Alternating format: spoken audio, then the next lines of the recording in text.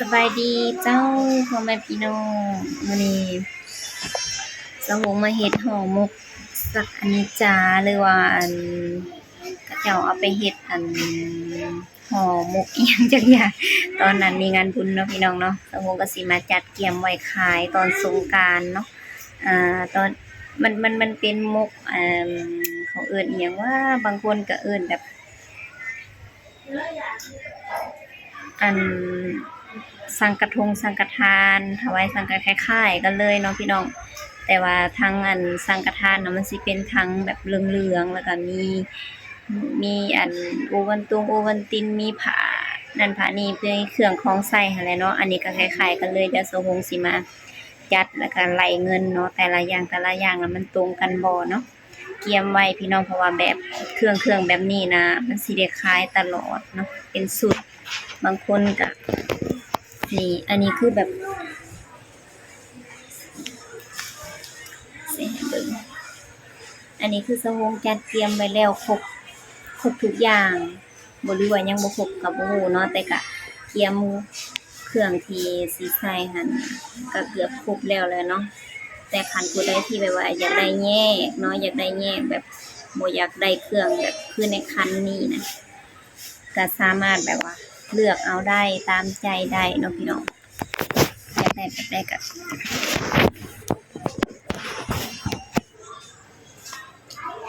ตามใจทานเลยเนาะนี่อันนี้ก็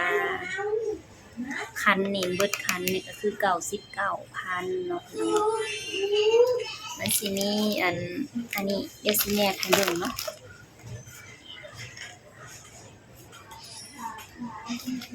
บ่มีฮอดหม้องว่างในคันนี้ก็สิมีเครื่องใช้ชีวิตประจำวันนั่นแหละพี่น้องแต่ส่วนหลายเขาเจ้าสิเฮ็ดช่วงสงกรานต์เนาะเจ้าของก็บ่ฮู้ว่าอิหยังเกี่ยวกับไปมาจั่งใดอยากอธิบายแต่ก็อธิบายบ่เป็นแต่ว่าขายเป็นหน่อยเครื่องที่ว่ามันอยู่ในคันนี่ที่ว่าเขาเจ้าเอาไปเฮ็ดบุญให้ญาติพี่น้องผู้สูญเสียไปแล้วผู้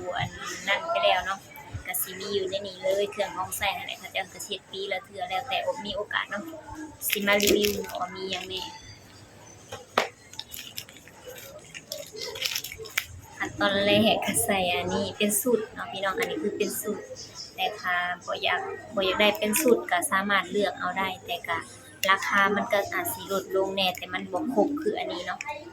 สิมีอันนี้1มีโอเนาะมีคัน2ก็คืออันนี้3มีแป้งเนาะพี่น้อง3อย่างแล้วเนาะ4ยาสีฟัน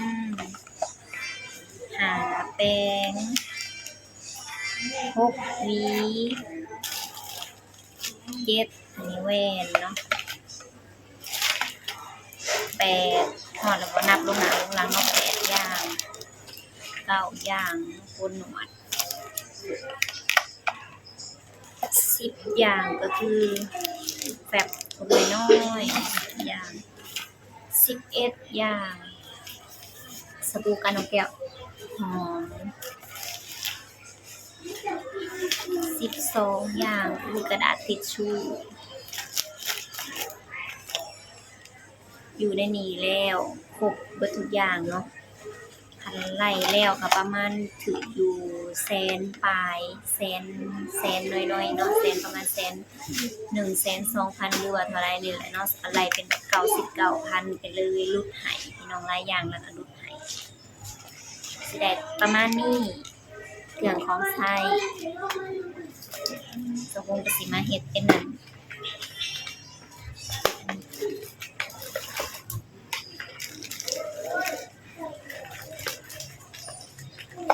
แต่ว่าอันนี้น่ะมันสิเป็นสูตรเลยเนาะคันซื้อแยกก็สิแพงกว่านี้อยู่พี่น้องคันซื้อแบบอันนี้ก็แยกอันนี้ก็แยกเนาะมันก็สิเพิ่มขึ้นไปอีกอันนี้คันไล่เป็นราคาก็20บาทพี่น้องได้เป็นสูตรก็สิดีกว่าซื้อแยก ราคามันก็สิลดลงแน่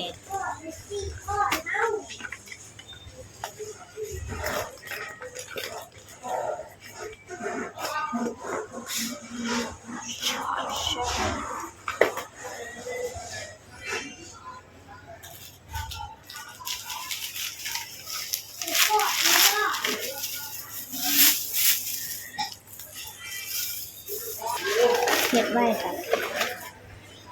หลายสุดอยู่เนาะ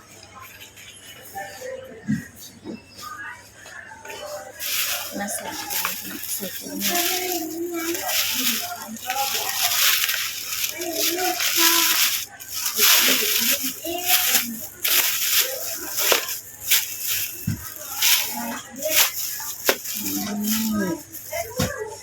สวยบ่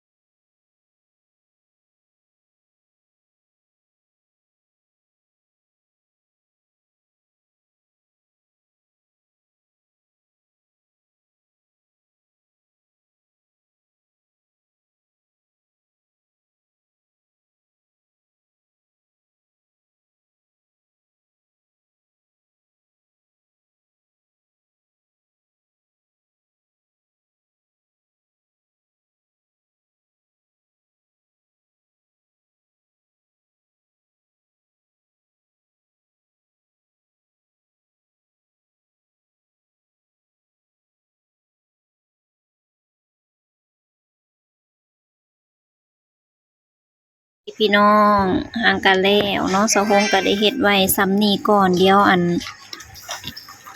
บางคนเขาเจ้าก็บ่อยากแบบว่าเอาเป็นสูตรแบบนี้เนาะอยากได้แบบว่าแยกต่างหากก็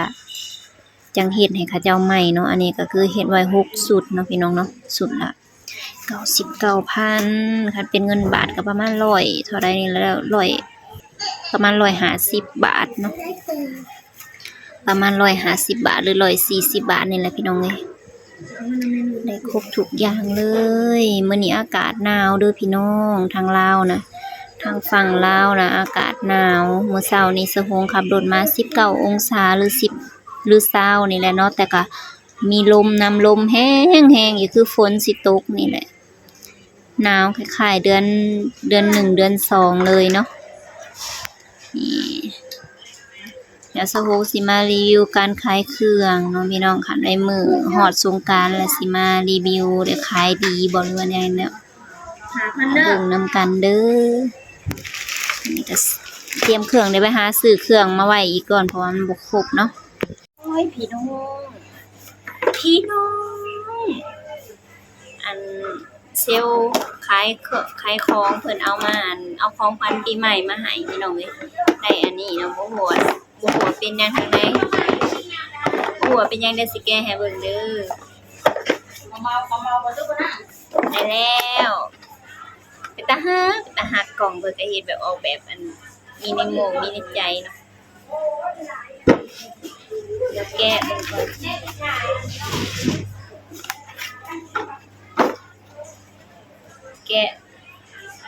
กะจังได๋โอ้แกะจังซี่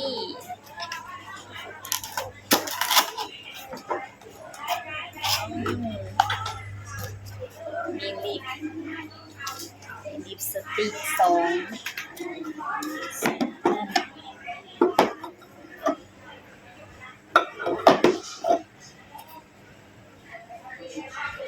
โอ้แล้วก็มีอันน้ำข้าวปุ้นพี่น้องน้ำข้าวปุ้นอันนี้ของอันนี้กะทิมีแต่กะทิ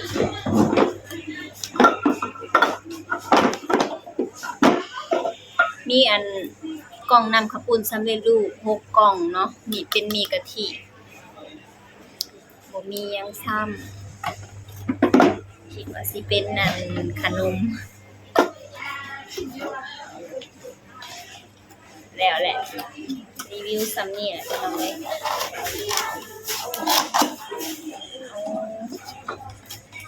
เอาเก็บไว้คือเก่าเนาะแต่ประกอบกันสิตอนนี้ก็ใกล้ฮอดปีใหม่แล้วเนาะพี่น้องเอ้ยบ่ฮู้ว่าสิได้ไปเที่ยวไสบ่หรือบ่ก็สั่นกระเป๋าทรัพย์สินอยู่นี่แหละ แต่ละปีก็เซาฮงก็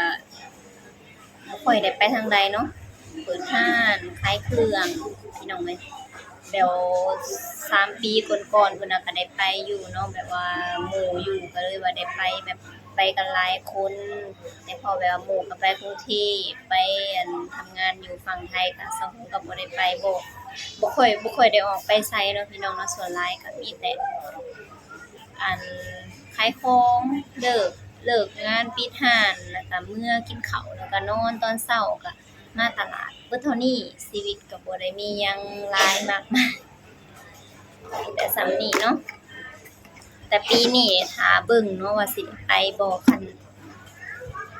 นได้ไปคือ คือได้ไปเนาะคันบ่ได้ไปก็คือเฝ้าร้านคือเก่าขายของคือเก่าเบิดปีเบิดอันแล้งพี่น้องยามฝนยามแล้งก็คือเก่าเบิดทุกอย่างอันนี้ก็ขอขอบคุณหลายๆเด้อจากแบรนด์อันของอันเอื้อยต้า